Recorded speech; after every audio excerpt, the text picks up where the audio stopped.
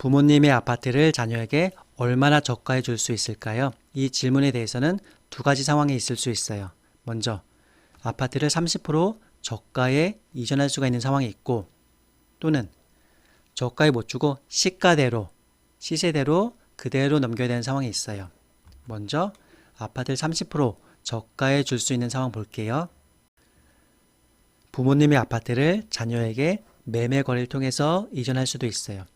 이 경우에는 아파트의 시가를 확인하고 그 시가보다 낮은 가격으로 매매 거래를 통해서 자녀에게 이전시킬 수도 있는 거예요.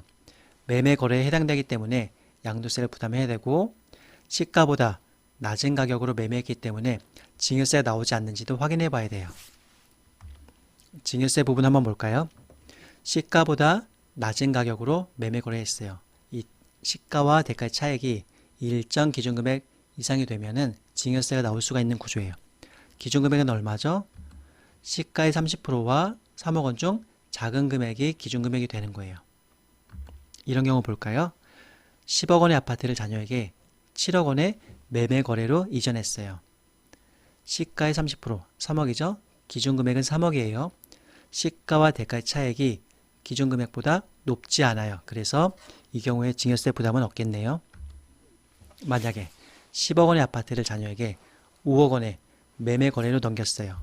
이때는 기준금액보다 그 차액이 더 크죠? 그렇기 때문에 증여세가 부담될 수가 있는 상황이에요. 아파트에 대해서 자녀에게 매매 거래로 이전할 때는 일정 범위 내에서는 저가에 이전할 수가 있다. 이런 내용이었어요.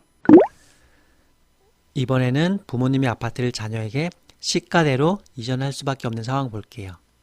가족 간 매매 거래에서는 아파트를 시가보다 저가의 매매 거래를 통해서 이전할 수가 있었어요. 하지만 아파트를 증여해 주는 경우에는 매매 거래와 달라요. 저가에 증여해 줄 수가 없어요.